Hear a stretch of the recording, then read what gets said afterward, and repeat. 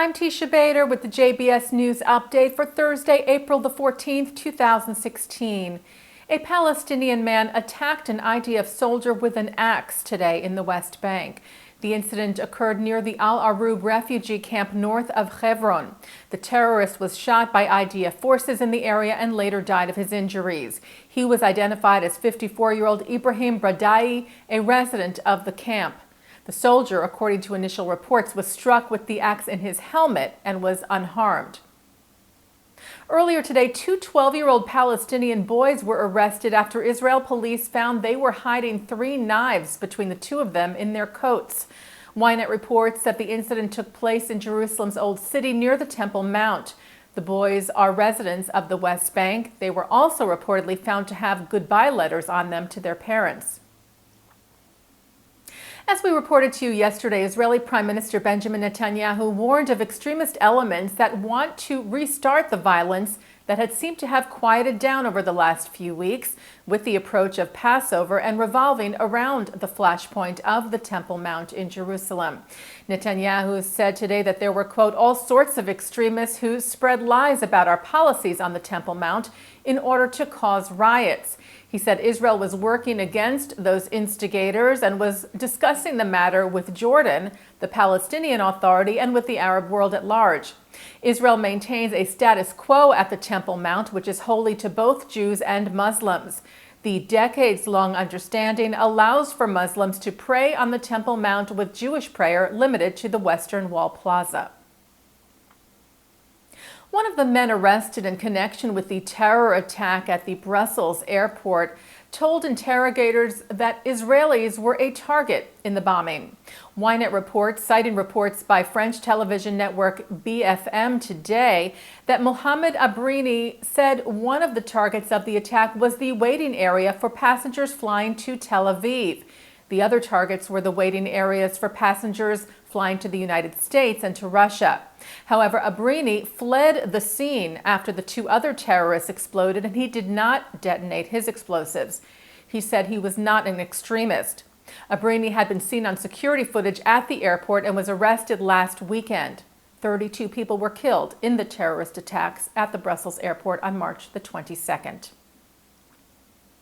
British Jewish playwright Arnold Wesker has died. Wesker wrote over 40 plays, many of which dealt with Jewish issues, including the trilogy Chicken Soup with Barley, Roots, and I'm Talking About Jerusalem.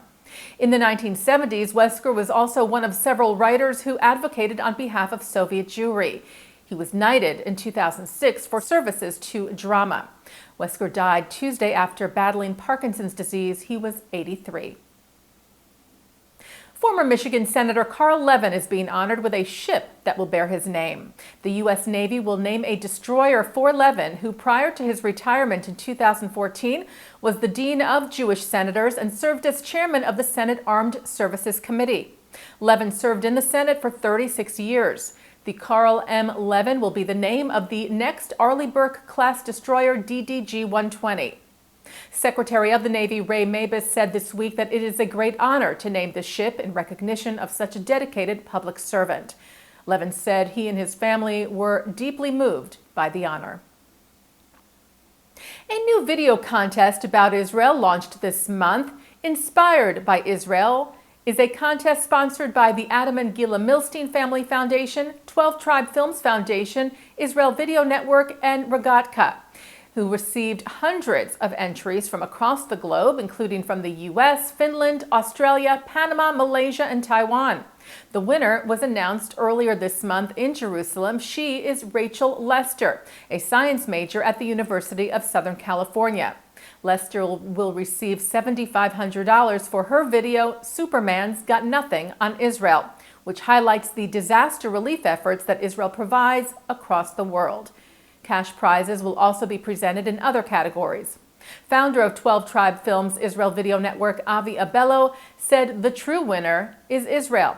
He said with the competition, so many people were able to see so many different facets of the thriving and dynamic Jewish state. And taking a look now at our programming for tonight on JBS for Thursday, April the 14th. At 7:30, Eric Pleskow tells of his escape from Nazi Vienna. and how he became an Oscar-winning producer of such films as One Flew Over the Cuckoo's Nest and Annie Hall.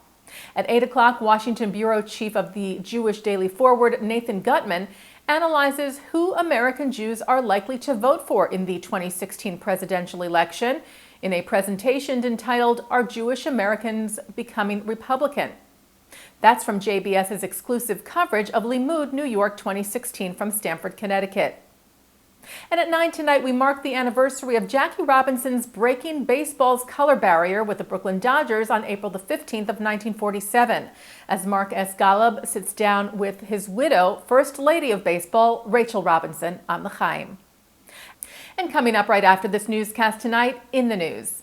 Tonight, with Mark Golub's conversation with Shachar Azani of Stand With Us about the UN's censoring part of an Israeli exhibit. And that's the JBS News Update for Thursday, April the 14th, 2016. I'm Teisha Bader.